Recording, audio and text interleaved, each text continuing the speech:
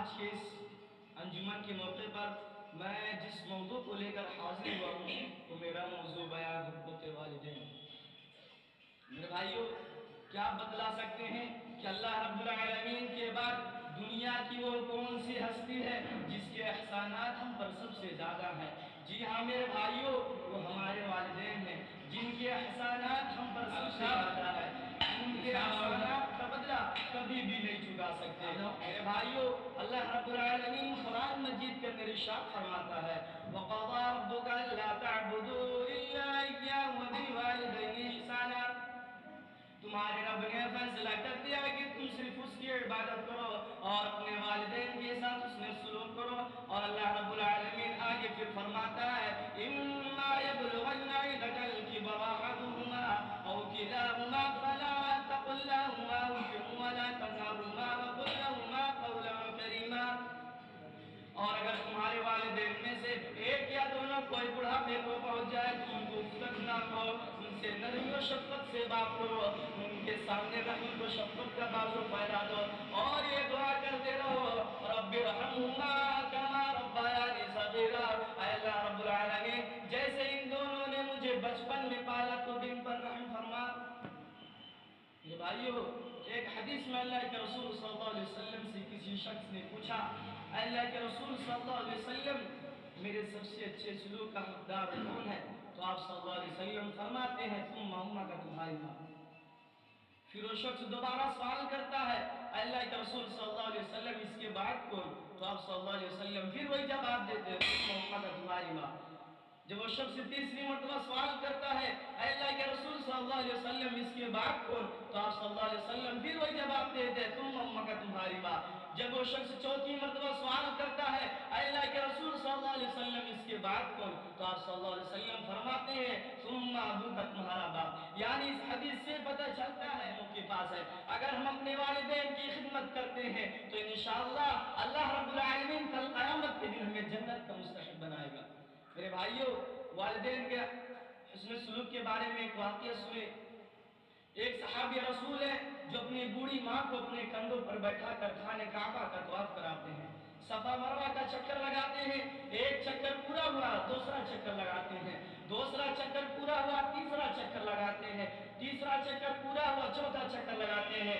راستے میں حضرت عمر فاروق مل جاتے ہیں۔ وہ صحابی رسول کہتے ہیں اے حضرت عمر فاروق، یہ جو میری پیٹھ پر بیٹھی ہے یہ میری بوڑھی ماں ہے، یہ پیروں سے لاچار ہے، ہاتھوں سے مجبور ہے، آنکھوں سے اندھی ہے، ان کے منہ میں دانت بھی نہیں ہے۔ اے حضرت عمر فاروق، میں اپنے کندھوں پر بیٹھا کر اپنی بوڑھی ماں کو خانہ کعبہ کا طواف کرایا اور صفا مروہ کا چکر لگایا۔ یہی نہیں بلکہ میری ماں رات کو سوتی ہے، رات میں بستر کو ناپاک کر دیتی ہے، میں ان کے گندگیوں کو اپنے ہاتھ سے صاف کرتا ہوں، اپنے ہاتھ سے دھلتا ہوں، پھر جھاڑو لگاتا ہوں۔ یہی نہیں بلکہ جھاڑو لگانے کے بعد کھانا بناتا ہوں، بلکہ کھانا بنانے کے بعد پہلے لقمہ اپنے منہ میں ڈالتا ہوں، اپنے منہ سے چبانے کے بعد پھر میں اپنے ماں کے منہ میں ڈال دیتا ہوں، پھر میری ماں کھا جاتی ہے۔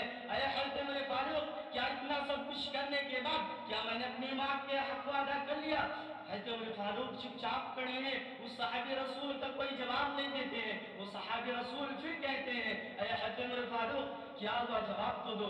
حضرت عمر فاروق کہتے ہیں اے میرے بھائی، تم پوچھ لیے ہو تو جواب دے ہی دیتا ہوں کہ جب تمہاری ماں تمہیں پیدا کر رہی تھی، جب تمہاری ماں تمہیں جنم دے رہی تھی، اس وقت جب تمہاری ماں کے منہ سے جو چیخ نکلی تھی، جو آگ نکلی تھی، ابھی تک تو تمہیں اس کا بھی ادا نہیں کر سکا ہے، ابھی تو پوری زندگی وعلى آله وأصحابه أجمعين أما بعد قال الله تعالى أعوذ بالله من الشيطان الرجيم بسم الله الرحمن الرحيم يا أيها النبي إنا أرسلناك شاهدا ومبشرا ونذيرا۔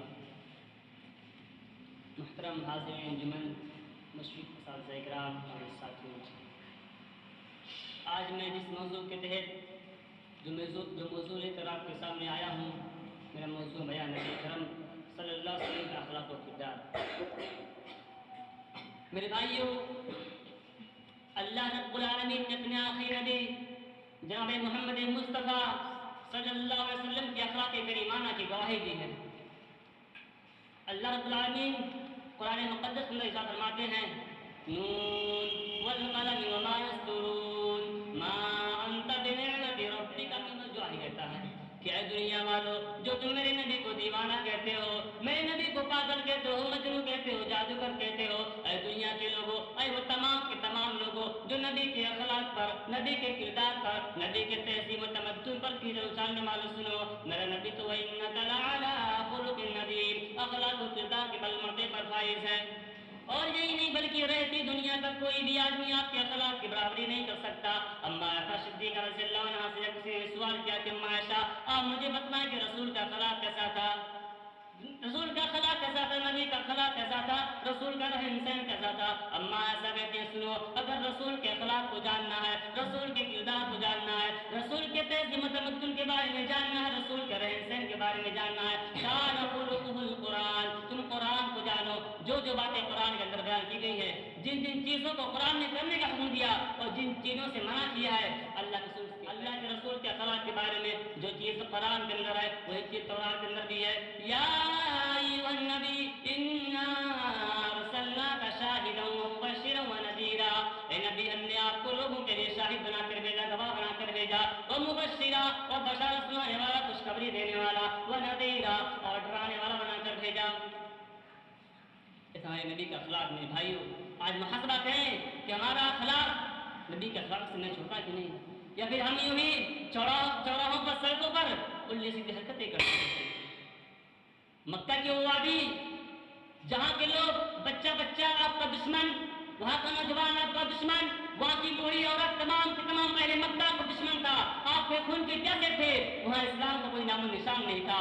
لیکن آج وہاں اسلام پھیلا، اگر اسلام کا پرچم لہرا ہے تو صرف اور صرف رسول اللہ کے اخلاق پر پھیلا میرے بھائیوں۔ وہاں تلوار نہیں چلی کہ زبردستی اسلام قبول کرو، آپ نے کسی کو زبردستی نہیں کی، اگر تلوار چلی ہے تو اخلاق کی تلوار چلی ہے۔ یہ شاعر نے کہا خوب کہا ہے، ظالم سے نہ لیا ظلم کا بدلہ کسی وقت مارا بھی تو اخلاق کی تلوار سے مارا۔ میرے بھائیوں آپ حدیثوں کا مطالعہ کریں گے تو آپ کو بہت سے واقعات ملیں گے جو نبی اکرم نے بہت سے لوگوں کو، اپنے دشمن کو بھی معاف کر دیا کرتے تھے۔ وہ واقعہ مشہور ہے جو اللہ کے رسول نے ایک درخت کے سائے کے نیچے بیٹھے ہوئے تھے، ایک دیہاتی کافر آیا اور تلوار اٹھا کر آپ کو جگا کر کہا محمد بتا تجھے کون بتا سکتا ہے۔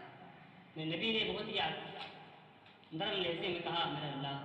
وہ کافر کانپنے لگا، اتنا سننا کہ کانپنے لگا، اس کے ہاتھ سے تلوار زمین پر گر گئی۔ آپ نے تلوار تھامی اور کہا کافر بتا تجھ کو کون بچائے گا۔ وہ کافر کانپنے لگا، آپ نے رحمت و شفقت کا فرمانے سے معاف کر دیا۔ یہ تو ہے بھائی آپ نے نبی، یہ اللہ کے رسول نے اپنے جائز دشمن کو بھی معاف کر دیا۔ یہ تو میرے نبی کا اخلاق میرے بھائی ہوں۔ اب آخر میں اللہ تعالیٰ کے بارے ہم تمام مسلمانوں کو اس وقت حسنہ پر چلنے کی توفیق عطا فرمائے، آمین۔